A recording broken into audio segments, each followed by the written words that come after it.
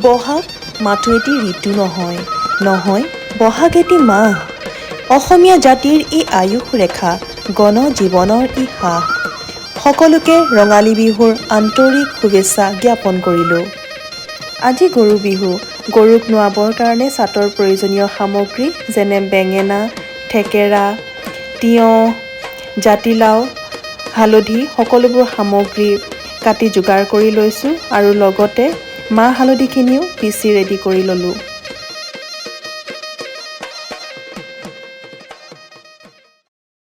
দেউতা যিহেতু অসুস্থ, সেয়েহে চাটৰ কাৰণে বাঁহ ভাইটিয়ে যোগাৰ কৰিছে।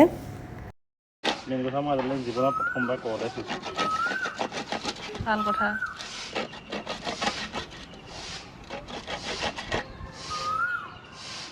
এনেকে মানুহক কামত লগাব লাগে, কাম নকৰা মানুহবিলাকক। কাটিবই জনা নাই তুমি। নাচিব নাজানে চোতালখন বেকা।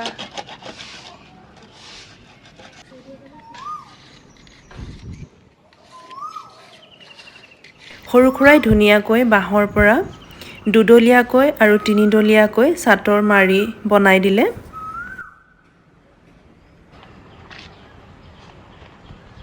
আমি এতিয়া আহিছোঁ মাখিয়তী কাটিবলৈ। এডাল হৈছে মাখিয়তী, আমাৰ নিজৰ ঘৰৰ বাৰীতে আছে আৰু কটাৰ দায়িত্ব পৰিলে ভাইটিৰ। সি মাখিয়তী কাটি আছে। গৰু বিহুৰ দিনাখন গৰুক মাখিয়তী আৰু দীঘলতিয়ে কোবালে বোলে গৰুৰ বেমাৰ কম হয়। মায়ে এফালৰ পৰা চাটৰ সামগ্ৰীবোৰ চাটৰ মাৰিত ভৰাই চাট প্ৰস্তুত কৰি আছে। দেউতা ৰৈ থাকিব পৰা নাই, পুৰা ইনষ্ট্ৰাকশ্যন চাই আছে কোনে কেনেকৈ কৰিছে ইয়াতে কাম। ইয়াতে খুৰা ভাইটি আৰম্ভ কৰিছে কৰিবলৈ আৰু দেউতাই সেই বাৰান্দাত বহি পেলাই আহিছে। ৰক্ষা নাই মুঠতে, বেলেগে কাম কৰিলে সন্তুষ্ট নহয়। হালধিটো ঘূৰাই ঘূৰাই সোমাবি, তেতিয়া হালধিটো নাফাটে। এয়া ভাইটিক জোৰ জবস্তি আমি ধুতি পিন্ধাইছো গৰু নোৱাবলে। এতিয়া ধুতি পিন্ধাইছো। গুণগুণ ৰেডি, মাহ হালধি লৈ পেলাই।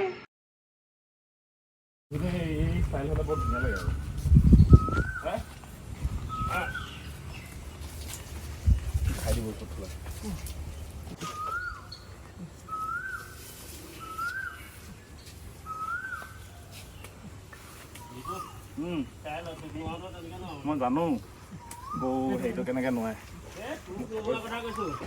প্ৰথম নাহে।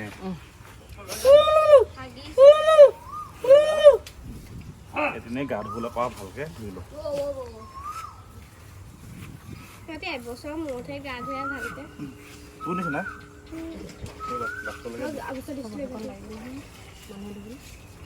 বেলেগকে নাই কৰা নেকি মানুহ? সিহঁতৰ ঘৰত আছে নহয়।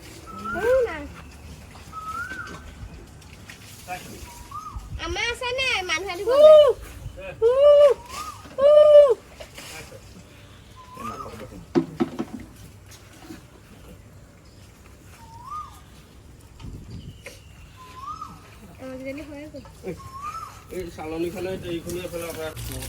আগতে আমাৰ গৰু গা নদীতে ধুৱাইছিলে, কিন্তু বৰ্তমান নদীখনৰ পানী শুকাই যোৱাৰ বাবে পুখুৰীৰ পানী আনিয়েই গৰু গা ধুৱাব লগা হৈছে।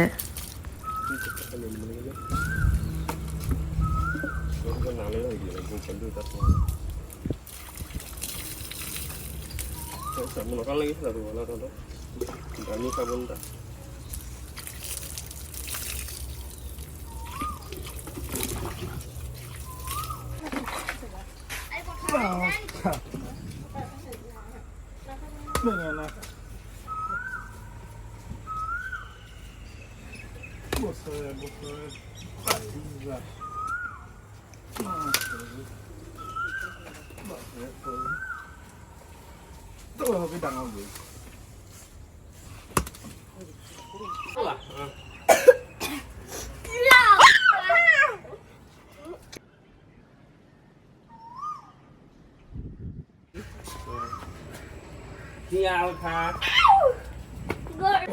গুণগুণে গৰুক লাও খা বেঙেনা খা কৰিব নোপোৱাৰ কাৰণে মোমায়েককে খেদিছে নদীৰ পাৰে পাৰে লাও খা বেঙেনা খা কৰি। এয়া এটা গৰুৱে আন এটা গৰুক খেদি থকা দৃশ্য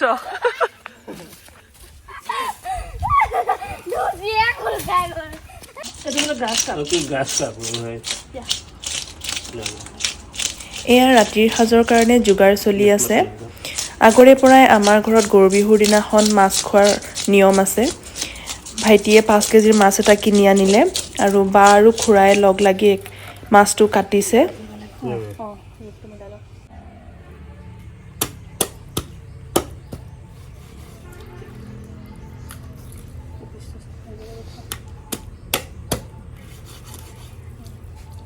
গৰু বিহুৰ দিনাখন 100 এবিধ শাক খোৱাৰ পৰম্পৰা অতীজৰে পৰাই চলি আছে আৰু আমি সেয়েহে আজি 100 এবিধ শাক বুটলি আছোঁ ইয়াতে বিভিন্ন ধৰণৰ শাক পাচলি যেনে চেংকচু মাটিকান্দুৰি খুতৰীয়া শাক পচলা ভেদাইলতা বৰ মানিমুনি সৰু মানিমুনি মৰলীয়া শাক পিৰালি পালেং টেঙামৰাৰ আগ বা টেঙামৰাৰ পাত টেঙেচি টেঙা লগতে ভাতকেৰেলা দিছোঁ আৰু অকণমান জলকীয়াৰ আগু দিছোঁ মধুৰিআমৰ কোঁ ৰঙালাওৰ আগ দিছোঁ আৰু বেঙেনাৰ পাতো দিয়া গৈছে ইয়াতে বদিনাৰ পাত দিছোঁ শুকলতি পাত বা শুকলতিৰ আগ দিছোঁ ব্ৰাহ্মী শাক ডালিমৰ আগ দিয়া হৈছে আৰু লগত দিছোঁ মধুসোলেং নৰসিংহৰ আগ কচু থুৰ দিছোঁ ঢেকীয়া কাজি নেমুৰ আগ দিছোঁ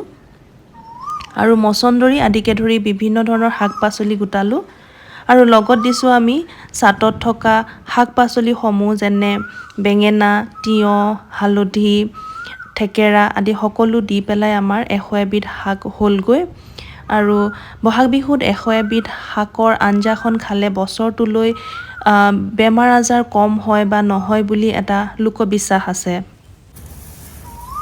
গৰু বিহুৰ দিনা গৰুক জাক দিয়াৰ পৰম্পৰা আমাৰ ঘৰত অতীজৰে পৰাই মানি আহিছে আৰু এয়া মায়ে গৰুক জাক দিবৰ কাৰণে জাক প্ৰস্তুত কৰিছে গৰুক যেতিয়া গোহালিত বান্ধিবলৈ অনা হয় সন্ধিয়া সময়ত তেতিয়া জাক দিয়া হয় ইয়াতে বিহ লঙনি মাখিলতি দীঘলতি আৰু খেৰ দি ধোঁৱা দিয়া হয় বছৰটোৰ যাতে মৌ দাহ কীট পতংগই গৰুক আমনি নিদিয়ে তাৰ কাৰণে ধোঁৱা দিয়া হয় আৰু লগতে নহৰু আৰু মাছৰ পানী প্ৰস্তুত কৰিছে মায়ে দিলে কি হয় মা গৰু খুৰা ফটা বেমাৰ আছে সেই বেমাৰটো ভাল হয়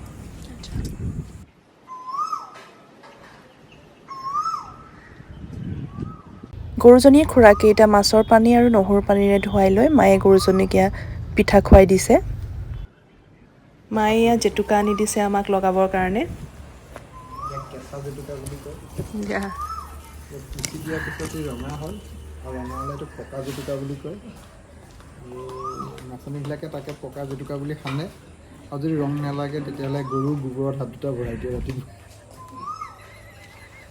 এতিয়া ভইচটো মই দি দিছোঁ আপোনালোকক সকলোকে স্বাগতম জনাইছোঁ দি দিবা সময় আজি বহাগৰ ইয়াৰ গৰু বিহু গৰু বিয়াত গৰুৰ গাত সানিবৰ কাৰণে জেতুকা ইয়াক গুচাই আছে আৰু ইয়াৰে আধাখিনি মানুহে হাতত লয় বিশেষকৈ ৰাতি ৰাতি বান্ধি থয় আৰু যদি ৰাতিপুৱা ৰং নাহে মই আগতেও কৈছোঁ এতিয়াও কৈছোঁ সেয়া যে গৰুৰ মূৰত হাত দুটা সোমোৱাই দিয়ে আৰু যদি নাপায় তেতিয়াহ'লে গৰুৱে পাচাব কৰি থাকোঁতে হাত দুটা পাতি দিলেও তেনেকৈ বোলে হাতৰ ৰং খুব ধুনীয়া হয় বুলি কয় বহুতে মই বিশ্বাস নকৰোঁ আপোনালোকে কৰি চাব পাৰে যেতিয়া কৈছে জেঠিও কৈছে ছোৱালীজনীয়ে এডিট কৰিম বুলি কৈছে কিন্তু এডিট কৰিলেও মানে এনেকুৱা কথা নহয় যে সঁচা কথাটো মিছা হৈ যাব সঁচা হৈ যাব বাক জেতুকাখিনি পিচি দিবলৈ ক'লোঁ বায়ে এয়া পতাত জেতুকা পিচি আছে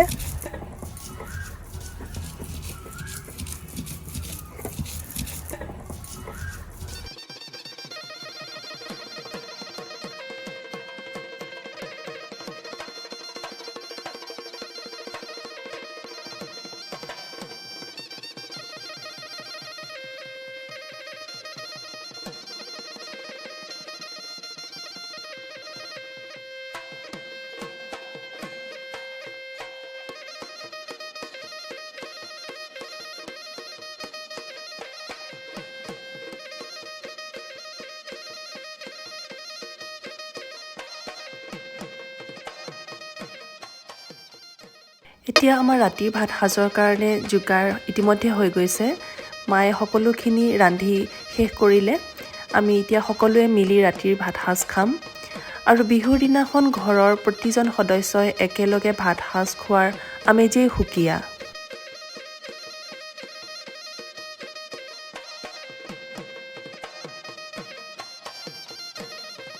ভাত খাই উঠিয়ে ঘৰলৈ যাবলৈ ওলাই দেখিলোঁ যে আমাৰ গাঁৱৰ হুঁচৰিৰ দলটো আমাৰ ঘৰত বিহু মাৰিবলৈ আহিছে।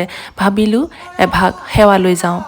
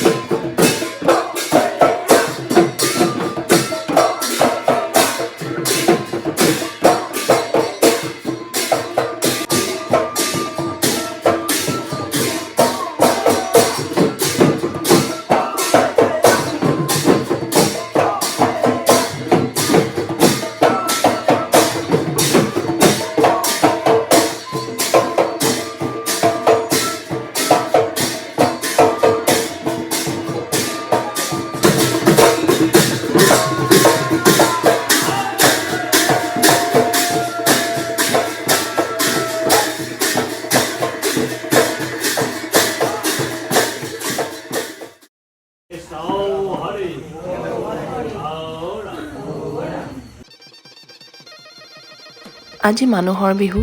মানুহৰ বিহুত সৰুৱে ডাঙৰক সেৱা লোৱাৰ পৰম্পৰা। সেয়েহে ৰাতিপুৱাই গা ধুই উঠি প্ৰথমে শাহুমাক সেৱা জনালোঁ।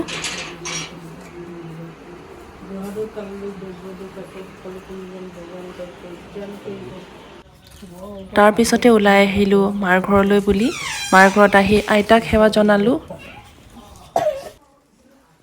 আৰু তাৰপিছতে দেউতা যিহেতু অসুস্থ, সেইকাৰণে তলত বহিব পৰা নাই। বিচনাৰ পৰাই দেউতাই আমাক আশীৰ্বাদ দিলে।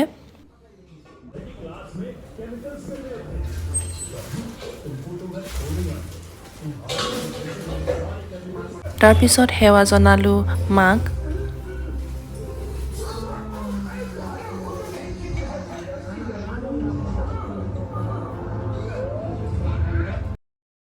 সকলোৰে সেৱা লৈ এতিয়া ওলাই আহিছোঁ নামঘৰলৈ বুলি। আজি বছৰৰ প্ৰথমটো দিনাই নামঘৰত এভাগ সেৱা জনালোঁ আৰু ভগৱানৰ আশীৰ্বাদ ল'লোঁ যাতে বছৰটো কুশলে যায়।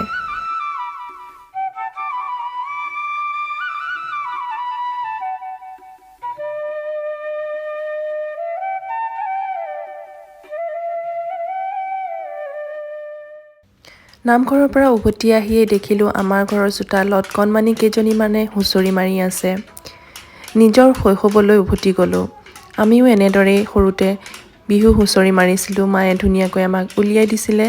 সাজি কাচি আমি ওলাই গৈছিলোঁ গাঁৱত হুঁচৰি মাৰিবলৈ। কণমানি কেইজনীৰ পৰা আশীৰ্বাদ ল'লোঁ।